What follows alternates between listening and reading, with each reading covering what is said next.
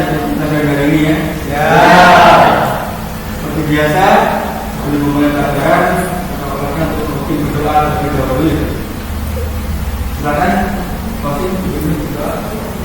Sebelum memulai pelajaran, banyak kita berdoa terlebih dahulu. Berdoa mulai.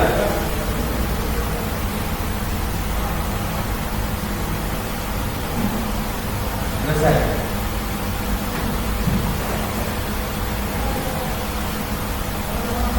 Sebelumnya Bapak ingin memeriksa kehadiran kita terlebih dahulu ya. Bapak absen terlebih dahulu. Profito, Sofiana, Nasila, Ignastia, Fauzi, Nimasti, Dita, Bagus, Fikri, Anissa, Siti, Hidayat, Mafaisa, ada ya? Tapi yang izin satu anak hari ini. Baik, untuk menumbuhkan rasa nasionalisme kalian, sebelumnya kita akan menyanyikan lagu kebangsaan Indonesia terlebih dahulu ya. Bisa berdiri dulu.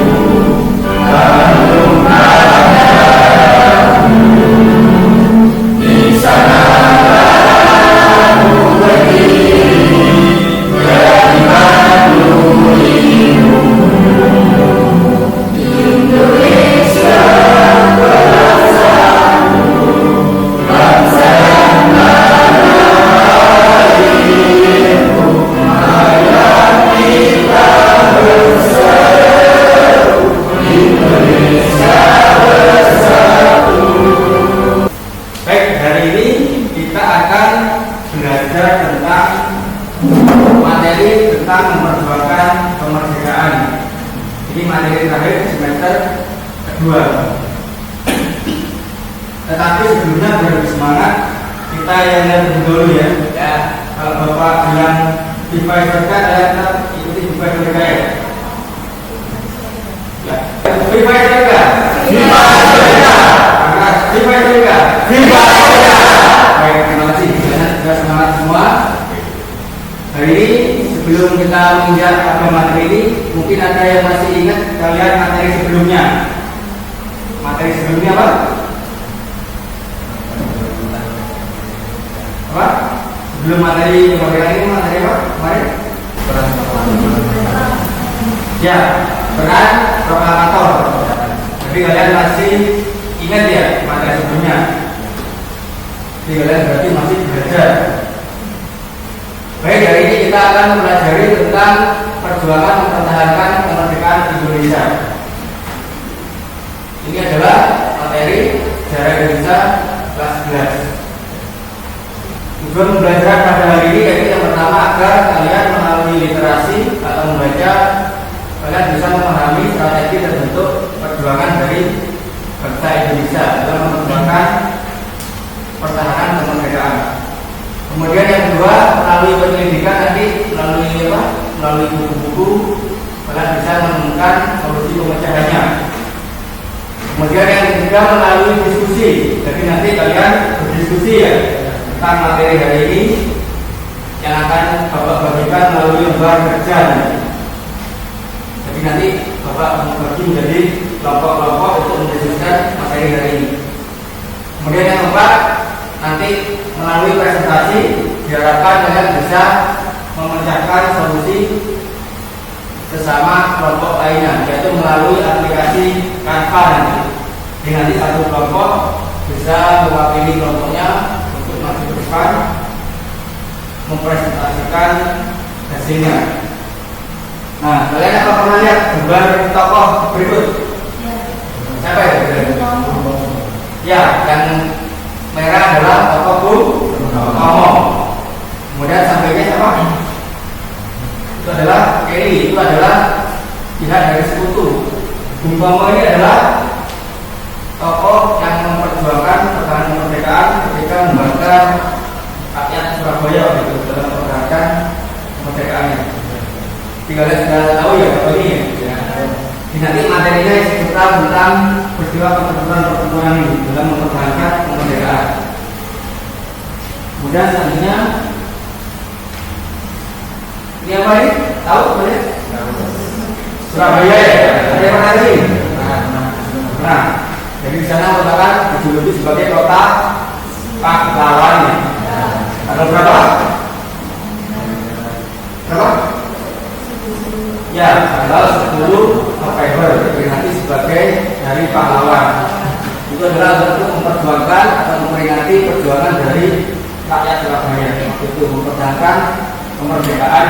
Jadi dari situlah nanti timbul perlawanan-perlawanan dari rakyat di Indonesia. Jadi nanti ada beberapa perlawanan yang akan kita diskusikan nanti. Jadi tugas dari APME di Indonesia itu yang pertama adalah menerima penyerahan dari tangan Jepang, kemudian membebaskan para tawanan perang, kemudian yang ketiga meluncuti dan mengumpulkan orang-orang Jepang, kemudian yang keempat menegakkan dan mempertahankan keadaan damai, dan yang terakhir menghimpun keterangan dari tentara Jepang. Jadi itu tugas tentara APME di Indonesia ketika Indonesia waktu itu awal merdeka, sehingga mereka itu berusaha untuk merebut kembali kemerdekaan yang sudah didapat di Indonesia. Dari sinilah nanti timbul perlawanan dari rakyat Indonesia. Di sini bisa kalian lihat yang pertama yaitu perjuangan secara fisik. Jadi perjuangan itu ada dua ya. Yang pertama melalui fisik, kemudian yang kedua melalui diplomasi. Jadi melalui perundingan ini. Yang hari ini kita akan bahas adalah perjuangan secara fisik atau perlawanan. Di sini antara lain ada pertempuran di Semarang, kemudian yang kedua pertempuran di Surabaya, yang ketiga pertempuran di Ambarawa, yang keempat pertempuran di Batu Lautan di Mati, kemudian yang kelima pertempuran Medan area, dan yang keenam pertempuran di Padalarang. Nah, jadi untuk pembelajaran hari ini kita akan berdiskusi atau membahas satu persatu. Jadi nanti Bapak akan membagi kalian menjadi 3 kelompok ya. Jadi ini kelompok 1, kelompok 2 dan kelompok 3. Jadi nanti masing-masing kelompok membahas tentang 2 tema. Jadi kelompok 1 membahas tentang pertempuran di Semarang dan Surabaya. Kemudian kelompok 2 pertempuran di Ambarawa dan Bandung Lautan Api. Dan yang kelompok 3 pertempuran di Medan Area dan Padalarang di Bali. Nah itu dari pembuka dari Bapak. Mungkin ada yang ditanyakan terlebih dahulu sebelum kita menginjak pada diskusi. Mungkin ada yang ditanyakan? Sudah tahu semua berarti? Ya, ini sudah ngerti ya. Ini Bapak akan membagikan lembar kerja peserta didik ya. Ini ada 3 kelompok tadi. Nanti masing-masing kelompok mendapatkan LKPD dan juga telinga. Ini kelompok 1 bahkan juga LKPD-nya. Kemudian ini kelompok 2. Ini kelompok 3. Mungkin kalian bisa saling berhadapan untuk bekerja bersama mencari literasi tentang LKPD yang sudah saya bagikan.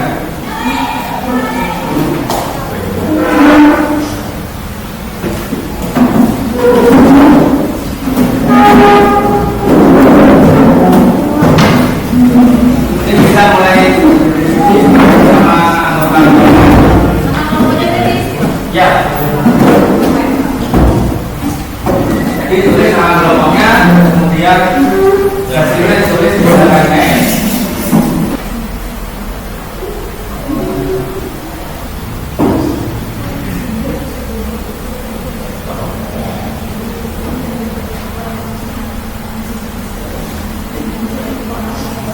Bapak kasih waktu 30 menit ya. Ya, diskusi ya. Yang mungkin ada yang mau ditanyakan, Bapak kurang jelas.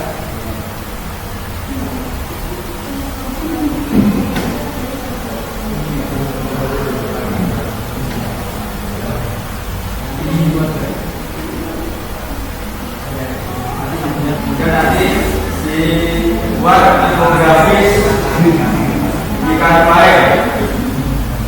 Nanti untuk hasilnya nanti bisa ditampilkan di depannya ya. Nanti semua perwakilan kelompok akan maju mempresentasikan yang sudah dibuat di Canva itu. Ya.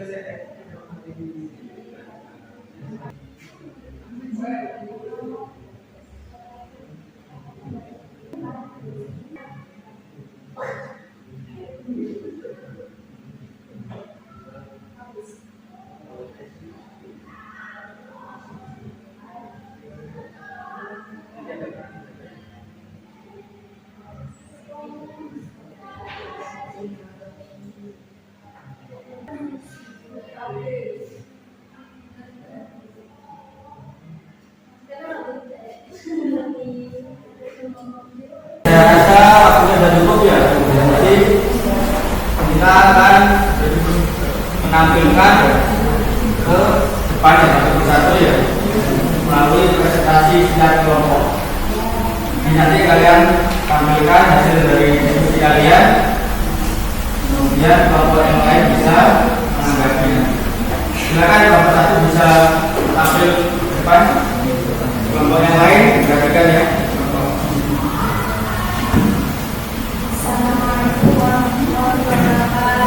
Waalaikumsalam warahmatullahi wabarakatuh. Di sini saya perwakilan dari nomor 1 akan mempresentasikan hasil diskusi dari kami yang terdiri dari 4 anggota. Yang pertama saya sendiri, Sofiana. Yang kedua, Rofi Bagus. Yang ketiga, Ima. Dan yang keempat, Nasila. Di sini akan menjelaskan tentang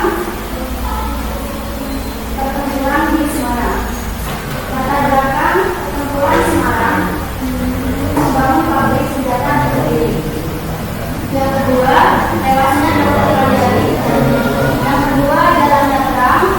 Pertempuran 5 kali Semarang terjadi pada tanggal 15 sampai 19 Oktober 1945.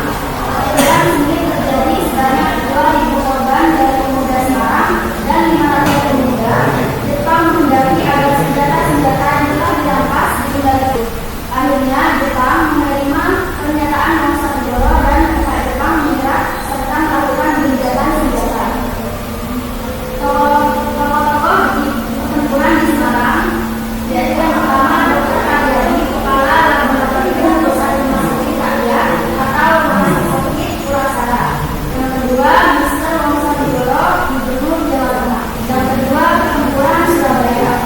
Latar belakang pertempuran Surabaya. Pertama, insiden perobekan bendera di Hotel Yamato. Yang kedua, kematian Jenderal AWS Malabi. Yang kedua, pidato Bung Tomo mengobatkan selamat arek Surabaya. Yang ketiga, tokoh agama seperti Kiai Hasyim Asy'ari dan Kiai Haji Wahab Hasbullah mengerahkan santri untuk berperang. Dampak pertempuran setidaknya 6.000 pejuang meninggal dan 200.000 rakyat sipil mengungsi. Sedangkan dari pihak Inggris sebanyak 600 korban. Tokoh-tokoh yang terlibat, yang pertama Bung Tomo, yang kedua Bung Gubernur Suryo, yang ketiga Maijen Supono, yang keempat Kiai Haji Hasyim Asy'ari, yang kelima Mustopo, dan yang terakhir Sugiarto. Sekian dari kelompok kami. Wassalamualaikum warahmatullahi wabarakatuh. Baik, terima kasih. Itulah tadi pemaparan dari kelompok 1 tentang pertempuran di Semarang dan Surabaya. Mungkin dari kelompok lain mau menanggapi tentang apa yang saya sampaikan dari kelompok 1. Ya, silakan. Kelompok 2. Apa peran Bung Tomo dalam pertempuran di Surabaya? Peran Bung Tomo adalah membakar semangat arek-arek Surabaya dalam melawan sekutu. Untuk kelompok 1 bisa kembali beri tepuk tangan kelompok 1.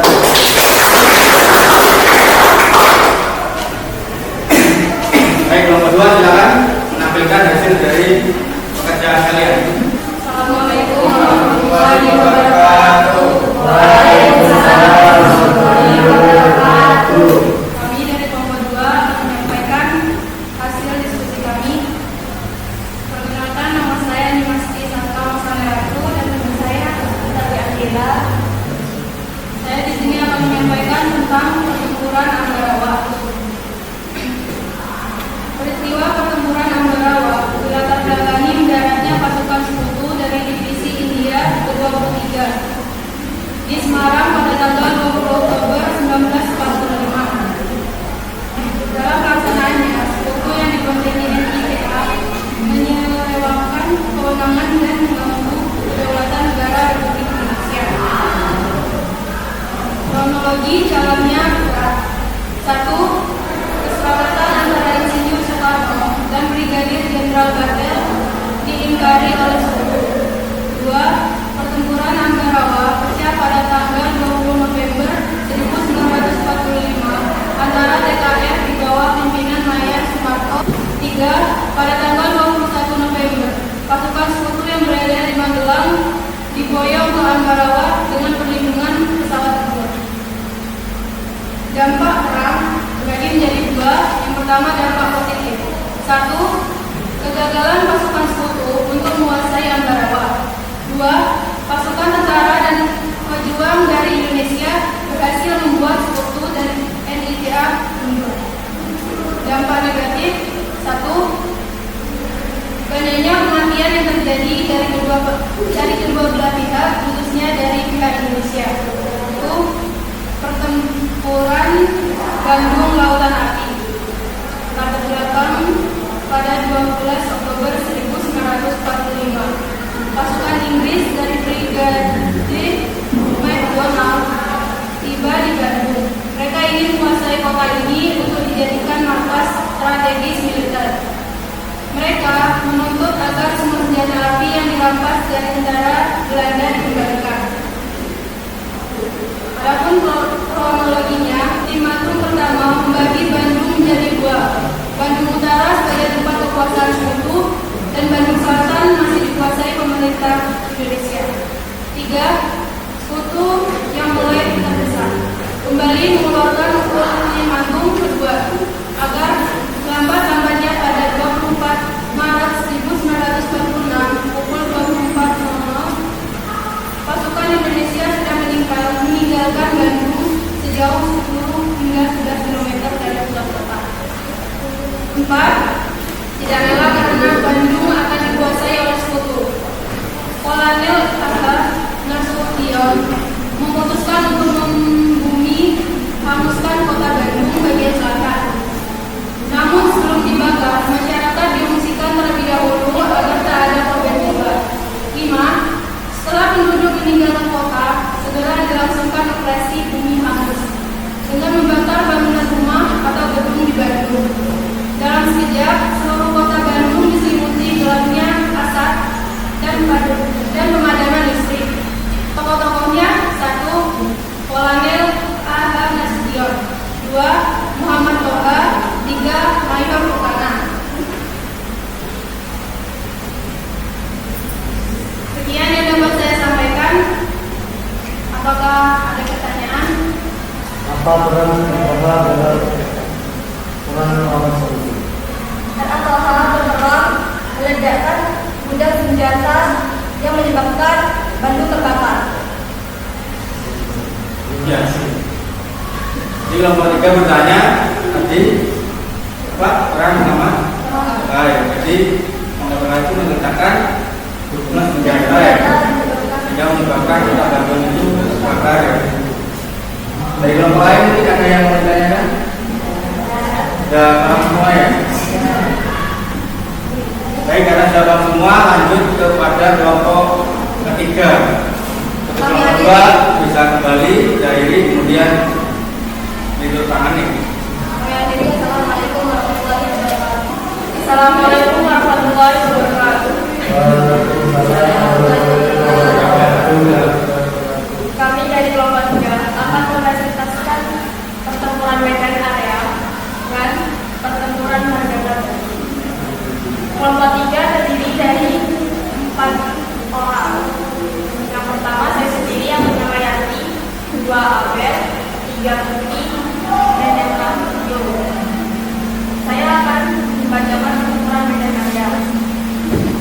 Latar belakang dari pertempuran medan area adalah pertempuran ini diawali dengan insiden penindakan merah putih oleh orang-orang Belanda yang mengakibatkan penyerangan oleh pemuda di Hotel Medan pada 13 Oktober 1945. Penyerangan itu memicu ultimatum Inggris pada rakyat Indonesia untuk menyerahkan senjata rasional dan NIA juga meneror Portugal.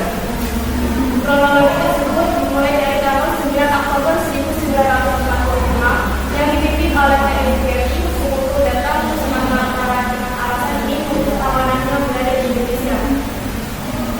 Selanjutnya pada tanggal 13 Oktober 1945 tentara Sekutu telah menginjak-injak rencana merah putih yang dipakai oleh seorang pemuda di Indonesia.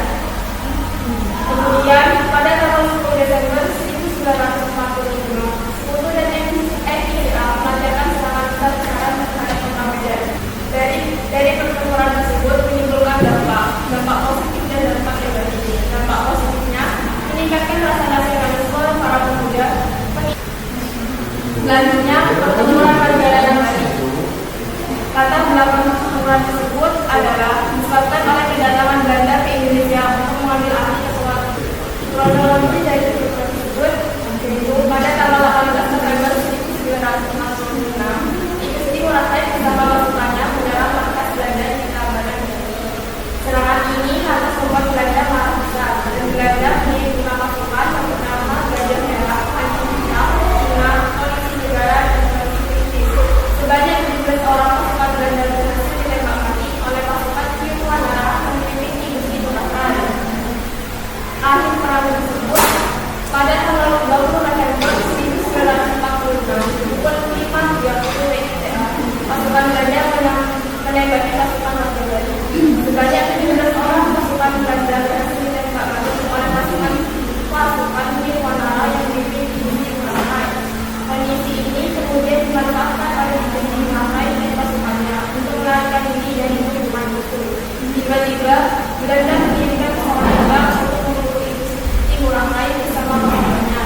Dengan itu semangat, Igusti Ngurah Rai pun berteriak "Kumpulan", yang artinya habis-habisan. Igusti Ngurah Rai bersama 1.372 pejuang Republik Indonesia sudah berhasil. Dari pernyataan saya mungkin ada yang ditanyakan. Ya, itu tadi yang sudah dipresentasikan dari kelompok 3. Mungkin dari kelompok lain ada yang ingin bertanya? Sudah paham semua? Kalau paham semua, kelompok 3 bisa kembali ke tempat. Silakan bisa diakhiri. Sekian dari kelompok kami.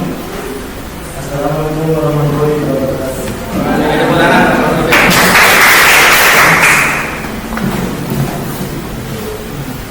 Baik, tadi semua sudah tampil dari 3 kelompok ya, kelompok 1, 2, dan 3. Nanti kelompok 1 membahas tentang apa? Terakhir, saya. Kedua, Ambarawa dan Baju Matanami. Ketiga,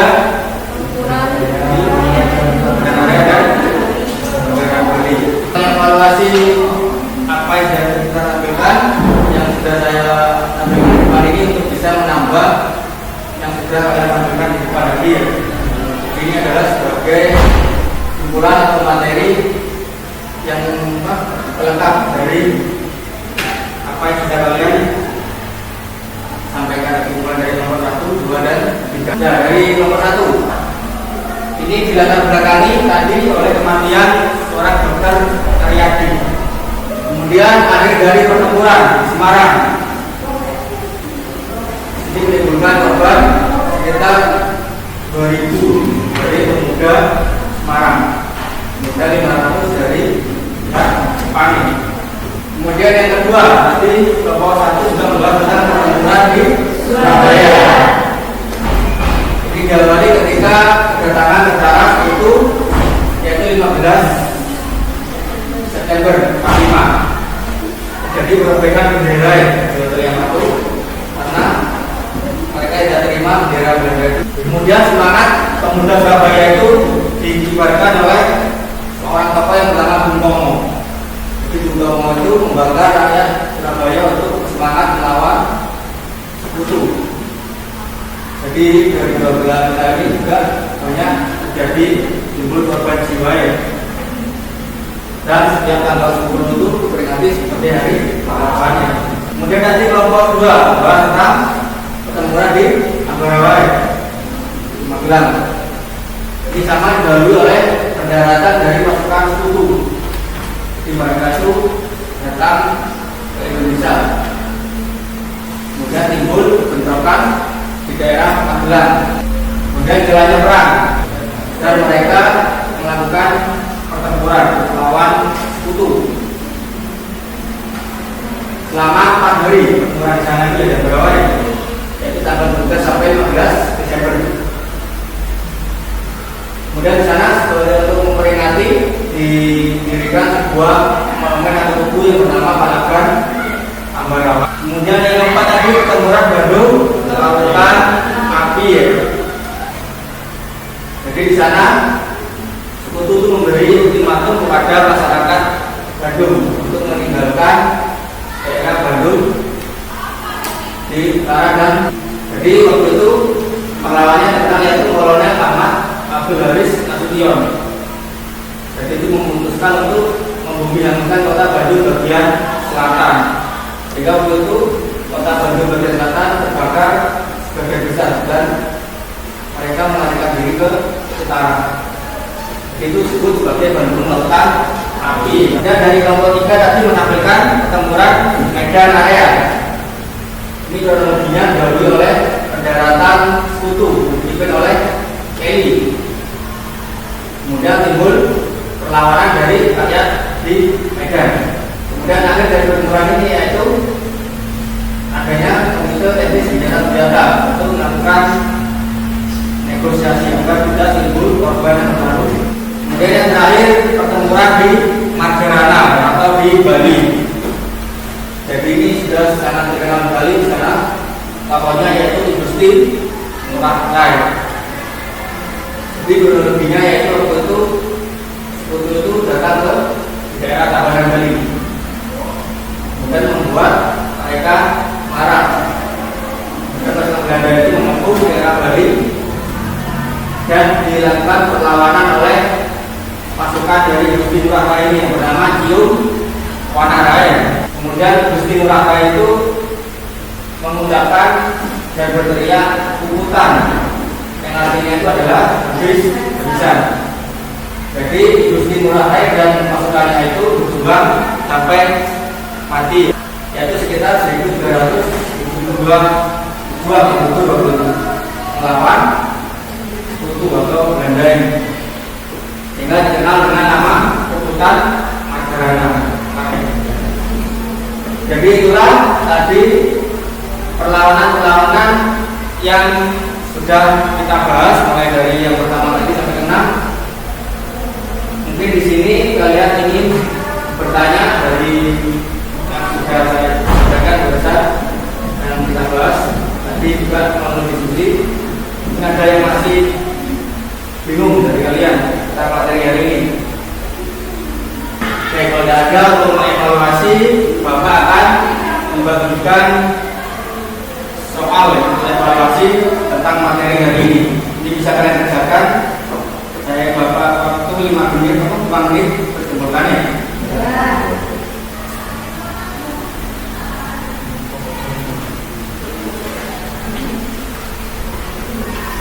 evaluasi pembelajaran hari ini.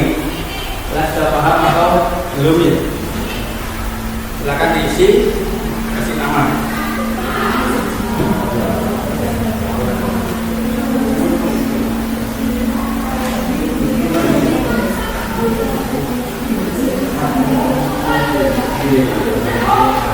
Itu dikerjakan sendiri ya.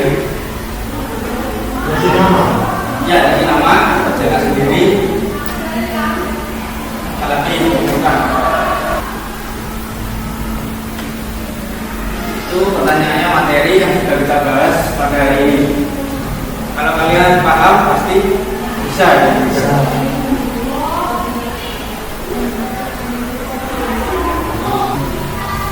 Sudah? Sudah bisa dikumpulkan?